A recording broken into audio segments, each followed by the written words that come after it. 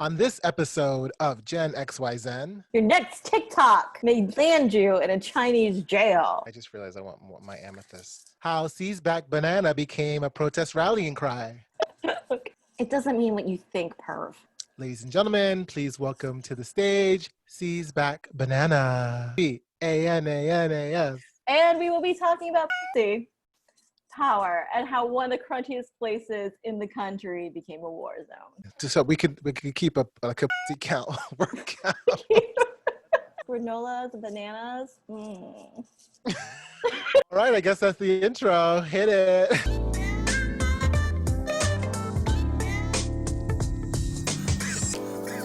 Hi, I'm Ricky. I am an athletic trainer and Reiki master. And hi, I'm Beth. I'm a journalist working in media and tech. Yeah, so we discussed Kanye last episode and a lot has happened since then. So we're gonna just first address the bipolar elephant in the room, that mental health is an important issue, especially in the BIPOC community, especially with Black men specifically. So check the link in our description box below. We've got a couple of links to resources if you or someone you care about needs assistance in managing or dealing or getting the right put in the right direction for any kind of mental health issue. So going back to Kanye, he kind of ran away and went to a ranch. He kind of was going out really ham on Twitter. Dave Chappelle came in, and that was kind of an interesting twist because if you remember Dave Chappelle's interview, gives a story about Martin Lawrence. What is happening in Hollywood that a guy that tough will be on the street waving a gun, screaming, they are trying to kill me. Yeah. But I don't understand this person, so they're crazy. That's bullshit. Maybe the environment is a little sick. Ooh, like woke Dave Chappelle is calling out Hollywood.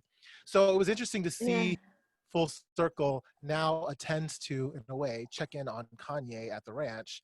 It's become less about is he actually running and then is he okay? Like everyone's just worried, is he actually doing okay? Because all the insiders are very scared that he's just having a manic phase in his bipolar, which he's addressed that he has.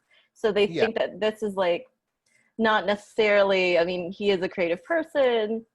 Like, I mean, is he being serious or is this just something that's related to his mental illness? And that's kind of the question that a lot of people are having. BuzzFeed did a really good article you sent me about trying to find the humanity and sort of like caring for Kanye in his moment of need. He says Kanye West is publicly struggling. We need to give him grace and to cherish these artists and like actually recognize that they're going through an issue and maybe not hold them accountable, really sort of out their behavior, but also understand like what's actually happening to them in that moment. And I think like one of the really interesting parts of that BuzzFeed article too is that he was discussing is that we look at it as a singular person. We see an artist.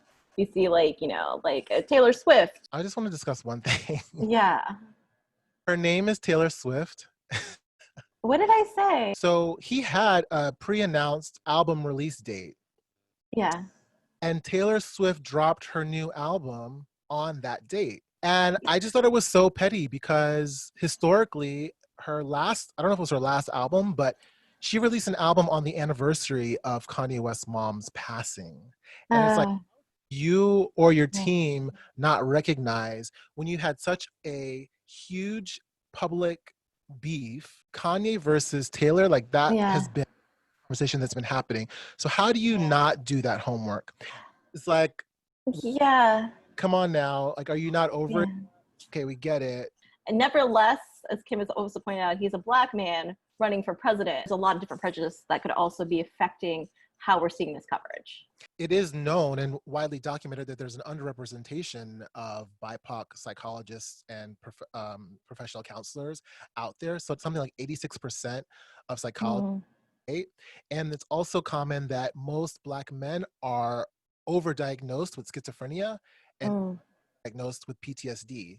Most professionals in mental health are sort of not getting a clear picture of what Black men are dealing with because they have some sort of prejudice. That was a already a deep dive. We already did a deep dive already on like Kanye. That was the update for today. Let us know what thoughts you have about the whole Kanye situation, and let us know where you want us to go in the future with potentially a mental health deep dive of any specific area that you have in mind. So we're going to take a quick break, come back with our headline. For reference, this was like early days pandemic. I was stuck in an Airbnb and I was just like, I'm going to try TikTok. Yeah.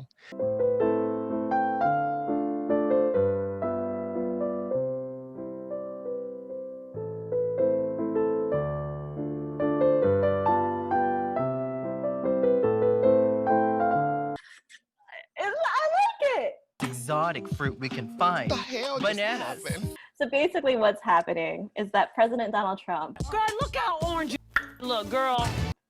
is about to sign an order as of today, which is Friday, July 31st, to direct ByteDance to sell TikTok. The order could be announced as soon as today and employ the Council on Foreign Investment in the United States. So it's a similar process to what happened with Grindr when Chinese investors tried to buy it last year.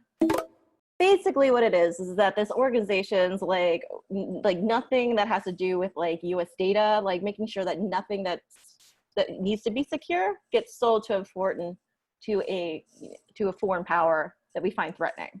It's a lot different in China. So like in China, the government can like access anything. There's no laws blocking the government from being able to tap into any of the data that any of the organizations based in China own. Like if you're right, be positive, you cannot enter China. Where we are with the science, where you can be positive undetected, which means that you cannot transmit. So a lot of people are a lot more free with saying that in their profiles, you know, HIV positive, undetectable. Even that alone could be enough to have someone be barred from China. Part of the reason they didn't want it to be owned by Chinese investors was one, because of the health data, but two, it's also, you know, your location, where you are. There's a lot of data that is also included, wrapped up into that kind of dating experience. Because even though you can't necessarily see it, like that's what is being used to like say, I'm in this city doing X. So it's a lot of data about US citizens that you can pull from that. And actually China has their own version of Grindr. It's called Blued. Yeah, I wonder how the government accesses that information, because that's what everybody's on in China. For reference, I lived in China for 18 months. I wonder if they're using any data from that, because a lot of the tech that China has, as far as apps, that's all accessible by the government. They have access to all information, especially with WeChat. WeChat is this app that like you can buy a car on WeChat. Like it's so much more than a messaging platform. It's like social media, it's Twitter, it's everything, all of your apps in one. You can send money to each other. WeChat, like you can't even function in China without WeChat. So sure, they have access to even all of that data. Hey, we don't want American data just for free by the Chinese government.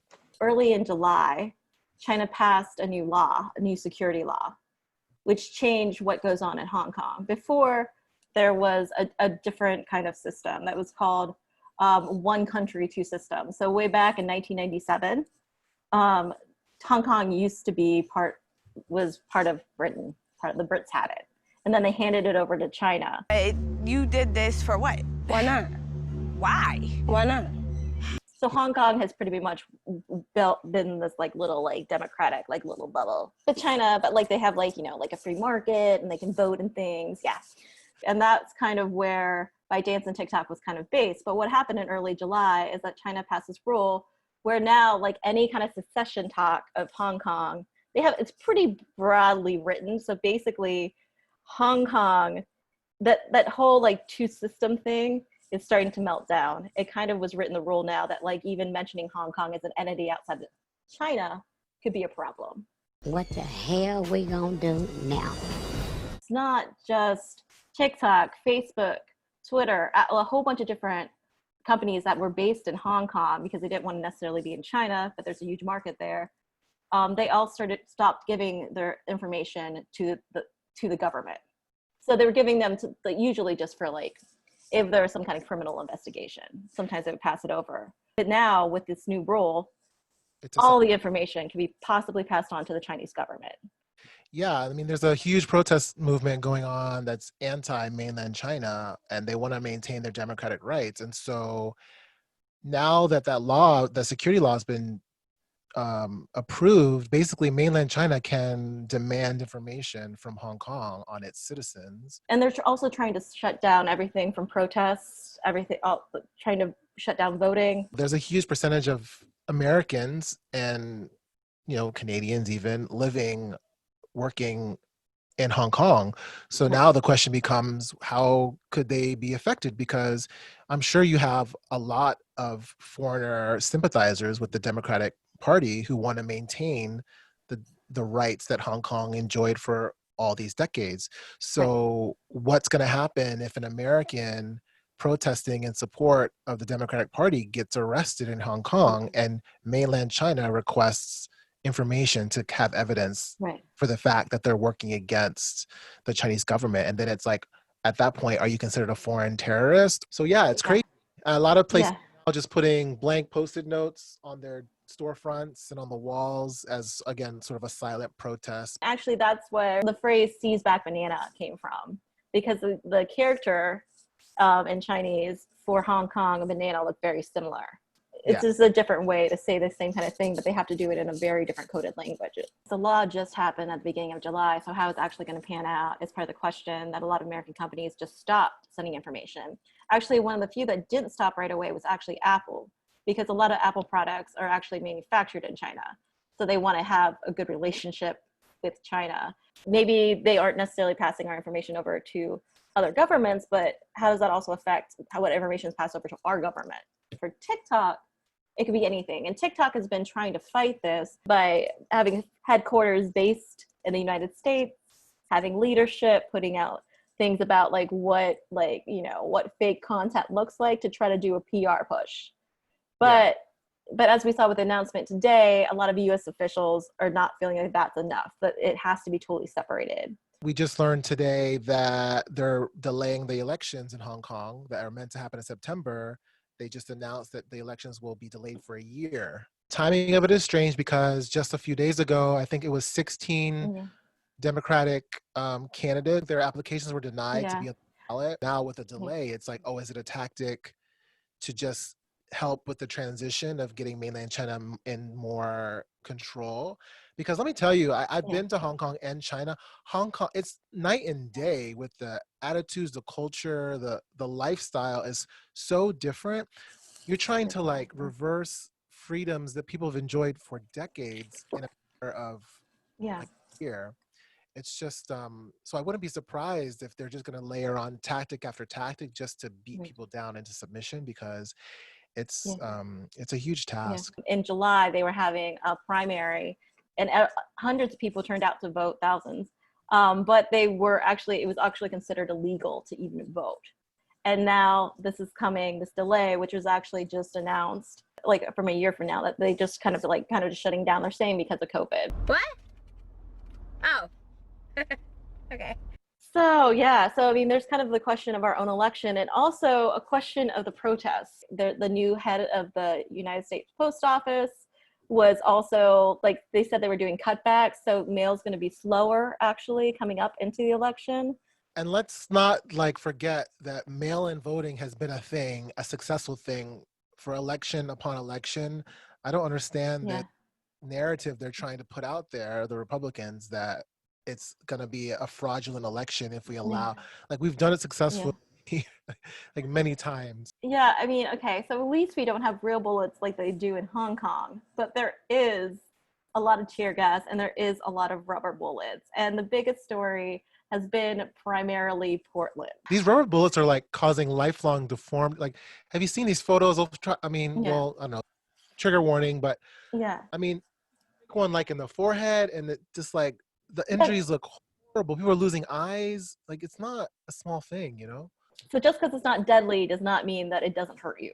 Can you take a rubber bullet challenge, from the right, who's going to be it's not so bad, and then cut to talks where they shoot each other with rubber bullets to prove that it doesn't hurt so bad?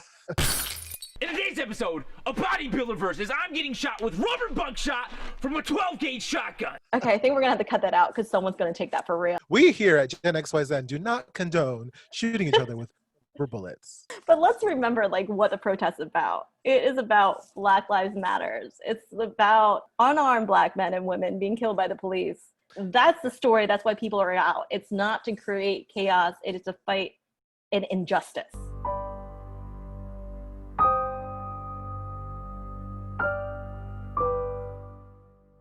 This woman just emerges from the crowd, naked, only wearing like a hat and a mask. That's a moment. It's a moment. Yeah, I mean, she just like sits down and spreads her legs. And like, yeah, I mean, that's like, somebody did like quote on Twitter, like, yes, this is true pussy power. I feel like naughty when I say it. You said we could not say that word that much. Actually, I got censored by Ricky on that one. They actually have a law to protect naked protesting because I guess it happens that often that like. Don't you remember in Confess, like the girls, some of the free you can girls be topless, yeah. in the park? So. Oh, she has been identified, I guess, since. She didn't give her name. She's going by pseudonym. I guess that she said that she just wanted to like kind of strip down and like it was kind of the point like, look, like we don't have anything on us. Like, what are you doing? Like, why are you like shooting at us? It's been shown that when these protests escalate to violence, it's usually the police force that start that violence, or we've seen reports of far right wing like white supremacists dressing as protesters, starting fires. It's the First Amendment and freedom of speech. Our whole country. But yeah, our whole country is founded on on protests. Like the Boston Tea Party. Like we are a country that is built on freedom of speech. Celebrate the Boston Tea Party because it was such a statement. Man, we took back our freedom of tea. Tea and taxation. This is about people getting killed. And so, I mean, I feel like, I mean, we can celebrate tea and like freedom from tax. We can celebrate like not dying. But again, when it's white people, it's celebrated. When it's Black people, it's hooligans and looting, and it's an inconvenience. Can I lie? Can I fuck? I hate to say his name, but Jim Jordan. Oh my God. What is that? He was, I guess the word is interrogating Dr. Fauci just yesterday, and he's trying to get him to admit that protests cause spikes in COVID. So now you're trying to use the pandemic to like suppress people's right to protest. And thankfully Fauci was like, he's like, I'm not going there. I said that large crowds without masks can lead to infections, but I'm not going to sit here and tell you, he didn't say this, but basically what he was saying, sit here and agree with you that protests cause increase in COVID. Actually, there's been reports that there has not been increase in COVID following many of the protests that we've seen. So it's just all politics, it's all spin, and it's like getting away from the purpose of the protests, which is to highlight the fact that, I mean, Breonna Taylor's killers have not been arrested or charged. And it's not just one or two cases. Remember, this has been going on for decade after decade, year after year, death after death of unarmed people being abused, like being brutalized and killed by the police. And again and again and again. How many cases have not been filmed? I saw that going on Twitter. A couple people tweeted that, like, how many weren't filmed? And if you really think about it, it's like scary, especially if you think the days before body cams even weren't filmed, and it's it's scary. I mean, so it's a systematic issue that's been around, but you just have this distraction tactic that like it's just about defund the police and just trying to make people scared when the people that are out there are already scared. That's why they're out there. That's why they're protesting. Yeah, they just want to be heard and want to be seen. The fact that it's about Black lives, that now it's so bad that, again, to go back to Portland, white protesters they're white people. They're white liberals, but like they're still white. Like there's supposed to be some privilege attached to that whiteness that is completely being like, that's how against it that they are. The system is like, even you white people, you can get it too. And let's be honest, this isn't new. Trump now has the Department of Homeland Security. He sent in federal troops that have been.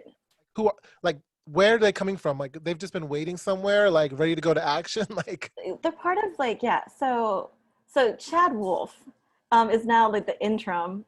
But he's like the interim because, like, you know, there's the turnover, like, kind of in the Trump organization. And remember, they're also in charge of FEMA. You would think during a national crisis that, like, FEMA would, like, step up to do stuff. But no. Instead, no, instead, like, let's, like, focus on sending in, like, they're actually border security people, to answer your question. So they're people who are not even trained on this. And the shaky legal ground that they're being sent in is to protect federal buildings. So, like, courthouses and things. yeah, that's BS. And they're plain clothes, some of them, and they're just They're throwing people into vans. Yeah. Do we have habeas corpus anymore? Like, don't you have to, like, read your rights, yeah, and things? And, like, the Miranda rights, even if it's federal, you still have to, something has to be. Well, they're not necessarily trained in that. This sounds very Patriot Act-esque. I mean, that's part of the question. There's a shaky legal ground. I mean, Trump since the beginning has said that he wants to be the law and order president, and he wants to, take care of this violence going on across the country, which is, as many experts believe, is really, like, his poll numbers have been crashing. His big thing, the economy, has been crashing. We've seen, like, the worst, like, crash in GDP since World War II. Yeah. So remember, we're #1 in the world for COVID. We have the most deaths. Like, every other first world nation has been able to, like, at least stop the upward curve except for us. Like, we are beating the Western world with number of infections, and the numbers are only going up. It's giving them a false sense of security. Now, I think it's under control. I'll tell you what. How? 1,000 Americans are dying a day. They are dying. That's true. And it is what it is. I smell a star. Today, there was an article, Jared Kushner, who was in charge of our response, basically delayed any kind of response because he thought that it would just fester in liberal states. Just as I thought. Trash. Like, instead of calling in federal troops, you could have, like, called in some, like, signed some other actions to get us the things we need, like masks and medical equipment. Yeah. That they're creating this kind of, like, scene of chaos to like make it look chaotic. And actually, I guess last night in Portland, when the federal troops are no longer there, it was not as chaotic as it was before. Because there's no catalyst. There's nothing sparking the fire, Yeah, it's like another violation of the Constitution, like taking out another check in the system. And let's remember that, like, as you mentioned, back in the 1960s, like, sending in federal troops of any sort, sending troops in, that's not always ended well. What do you want us to do? Because even you saw in Major League Baseball has resumed again. A lot of the teams are giving a knee before the national anthem, which is like, thank you. Of course, they asked Trump about it. Oh, I don't really like that. Okay, so, and we'll go back to the originator, right. Nick, like, took a knee. Wouldn't you rather the knee at this point after you've seen what's escalated? And again, it hasn't escalated because of the protesters' internal drive to escalate it. It's escalated because of the external forces that the government has put on the protesters. But it's like, you don't want us to kneel, okay? You don't want us, obviously, to march or protest. What we know, the democracy that we knew of is completely, it's not off the table because it's still written. It's not. It still exists. But we're really diving into scary territory of, like, playing with, like, what they can and cannot take away from us. And listen, the extreme, what we talked about Hong Kong and China, that's the extreme. But, like, we're at step 1, and there's a step, to get to we're on, like, step 2, I think. Like, they're really testing the waters to see what they can get away with. And it's like, some right. of the, like, oppressive regimes started with a step 1 and a step 2, and it kind of inched forward and seeing what you can control with the people. So, yeah, to take note of and be aware of, like, they're coming for your rights. Whether you realize it or not, don't think that the Constitution is enough. The Constitution agreed, it's written and passed, but, like, there are amendments that can be added. And there's a lot of interpretation of how it's applied or not applied and what you can do outside of it. And that's why Mitch McConnell's been spending all this COVID crisis. He's been spending that time appointing federal judges as opposed to passing legislation to support Americans who are being affected by this, or by like organizing Republican Party as a whole, organizing any response. I mean, they put those are lifetime positions, putting these unqualified, problematic individuals into lifetime federal judge appointments. Like,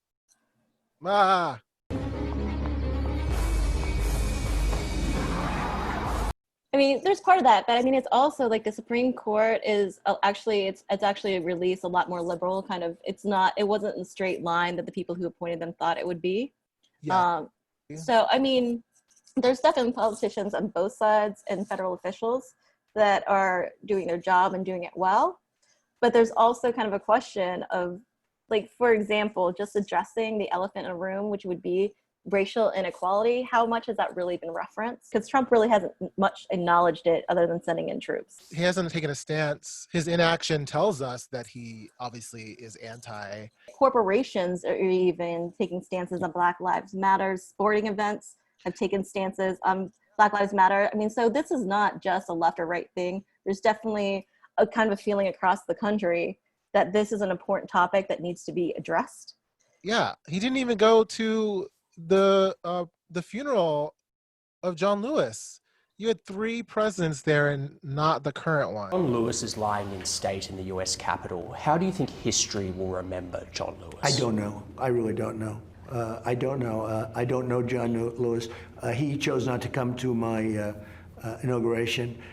He chose, I never met John Lewis, actually. I don't believe. Do you find him impressive? I can't say one way or the other. I find a lot of people impressive. I find many people not impressive, but I didn't go. Do you find his story impressive? He didn't come to my inauguration.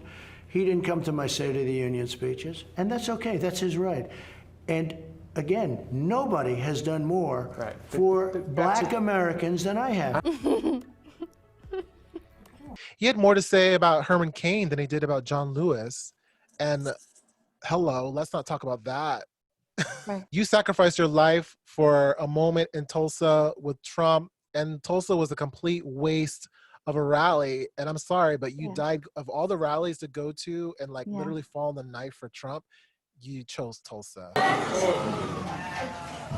I mean, he's definitely taking a stance on defund the police. That's kind of his one stance when it comes to Black Lives Matter. Basically, this like little old lady sitting there and like intruders coming in. Joe Biden said he's absolutely on board with defunding the police. Listen closely. Yes, absolutely. Hello, you've reached 911. I'm sorry that there is no one here to answer your emergency call, but leave a message and we'll get back to you as soon as we can. And like, that's what will happen in like Biden's America. But Biden's not against defund the police. And defund the police is only one small section of a much larger question that's going on in these protests. Yeah, he's resistant to scare tactics, but that's the only thing that, with what's remaining of his base, that's the only thing. They're showing footage of now to like scare people about what Biden's America would look like, but footage of what Trump's America is looking like. So what is going on? Like, I'm scared now, actually. Like, I mean, like, I'm worried about COVID. I'm worried about like getting thrown in an unmarked van. Like, like I'm worried now. I'm worried about the economy. Like, there are a lot of things I am worried about. Yeah, and like real talk, I actually went for a walk in my neighborhood, and again, it's one of those things that you don't realize how you feel or how you've processed current events. I was walking by myself, and a police car came down the street, and I was just like, la la la la la, don't make eye contact. And then like out of the corner of my eye, I saw him like wave, and I was like, oh, waving, and I kind of was just like, I'm not doing anything. Police officers do put their lives on the line, and they do, you know, I mean, they are an important function. Definitely. If I'm 100% honest, I've always, you know, he's got a lead foot, likes to speed, pulled over many times for speeding, and I've even had white officers reduce what should have been like 20 miles per hour over the limit, reduce it to 5. And, but again, that's because I'm polite, and I had a conversation with my father where he told me how to get pulled over by cops. And it's like, oh, well, that's the problem in itself, because I'm sure not every white young man has the dad talk about how to get pulled over by the cops and like survive. Yeah, because I mean, there's definitely like systematic issues that would also like, it's just kind of because the police officers, you know, which reports up to the government and unions. I mean, there's a lot of systematic things that are not necessarily about the individuals here. Yeah. So. And let's remind you, what's happened in Portland, the federal troops are talking about sending them to other cities across the country. Chicago's on the list. Yeah, Chicago's on the list. Seattle's been on the list. New York's been on the list.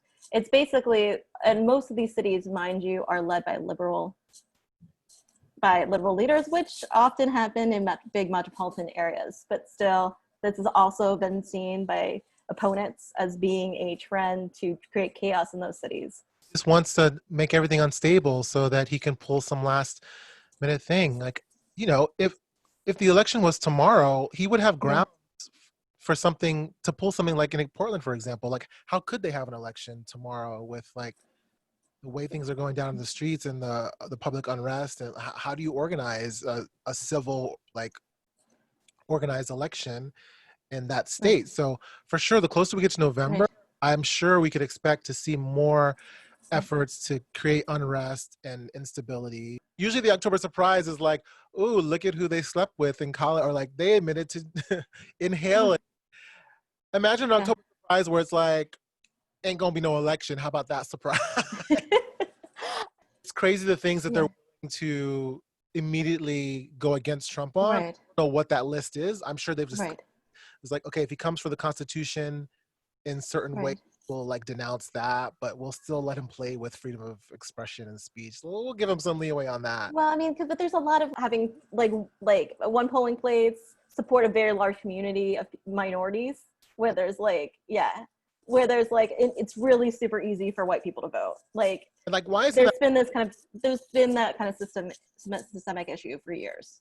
And part of it is like, I wish that our founding fathers and like the people who like create, I wish they wouldn't have just made assumptions like we're going to pass these laws under the assumption that there's not going to be a psycho in office or that everyone's going to respect the rules. It's like playing Uno, you know, everyone has different ways of playing Uno, and you don't realize ways until you get to the table. And it's like, oh, but you can't like skip me and then do another turn, you know, like there's like no, but it's like, where did you learn to play Uno? Well, where did you learn to play Uno? We're playing this now, like, where did you read the Constitution? Where did you study the Constitution? Like, that's not how I understand it. Well, that's how I understand it. Well, we have the majority, so it's going to be our... It's crazy where we're at right now. And I just effort in being like, okay, voting acts rights, so like you have the right to vote. You have to include, access, equal access, no matter that you can't matter the districts, you know, like, I just wish they would have added all of that in the beginning, but it's like to vote. They didn't include. Well, I mean, it was the beginning of the country. It's also the judicial system that actually says, yes, that's constitutional, or this is how the law is read. So like they kind of knew they weren't going to predict everything, so they built that into the system. This is also why it's super important to get out and vote, because the officials, the people that you elect are the people who put judges on, because this has been happening in politics since our country has began. People put in judges that align with their views. Yeah. So you need to affect change. You need to elect leaders that reflect how you see the world and what you see important. And they play Uno, like they read the Constitution like you do. Okay, that was a deep dive for this episode. Beth, you want to summarize? In general, if you're not happy with what's going on with the protests or anything else that's going on in this country, get out and vote, especially if you're under 60. A wave of like, we want the dark horse, Gen Zer. Yeah. You guys to come in like a wave and surprise the Republicans. They're focusing only on over 60 boomers that they know are going to vote because statistics speak, right? And those are typically the people who actually go out and vote. So that's the only people they're really focusing on. What we need is ground swelling of like those 18 years of age and older, that 18 to 24 age bracket, like come in and swoop in and just like snatch an election. Yes. Biden is going to be the candidate, we're assuming, we can assume that, right? So listen, Biden or bust. Right. Like, let's go. It's Biden. You know what? If Yeah. you want a huge reformation of systems, we can do that. Yeah. Do that in another 4 years. Right now, let's get Trump out. Let's create a foundation where we can have actually useful conversations about systemic change. Right now, under the back of Trump, we cannot have those constructively. Let's get Biden in office. Let's have a breather. You've got 4 years to organize and actually come up with policies that we want to enact and get passed. It's not going to happen under Trump, so don't fall for any sort of third-party candidates, any write-ins. Like, just let Biden be the guy. Like, just go for it, and we have time to build from there. That's my opinion. Right. And I'm not going to back any candidate, but I will say go out and vote. Make your voice heard, especially if you're Gen Z, especially if you're millennial. They don't think you're going to vote. Vote. Make your voice heard if you're not happy with what's going on in this country. Rock the vote, rock the vote, rock. It's like the Aaliyah song, but instead of rock the boat, you rock the vote. Has anyone done that yet? That should be a remix. Rock the vote, rock the vote, rock the vote, work the middle, work the. Sorry. Those who know that song. I mean, that's the episode. Yes, it's like 5 hours of like nonsense. Joining us today on GenXYZen. Again, I'm Ricky. And I'm Beth. Make sure you subscribe to the channel, turn on your notifications. We're gonna go for bi-weekly uploads, but again, if you turn on that bell notification, you'll get notified so you won't miss our latest drop. Leave a comment down below. Let us know what you want to hear about in the future. Let us know about your experiences. Let me know your thoughts on anything that we discussed. Follow us at GenXYZen on Twitter, Facebook, Instagram, and if you all think we should, TikTok. Yeah, let us know what you want to see on TikTok.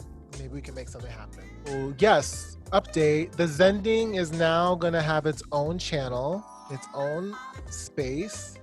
So there's a character, I don't really watch Dragon Ball Z, but there's a character called Goku, and apparently he harnesses the power of ki, which basically is similar to the power and energy that we harness when we do Reiki and yoga and all kinds of physical practice. So we're gonna learn about chakras. We're gonna learn about 4 of the chakras, how you can communicate with them to see what they need.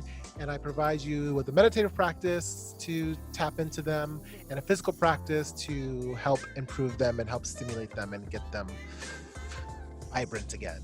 So check out the Zending. We'll link the page in the description box, or actually maybe I'll put it right here. But yeah, check it out.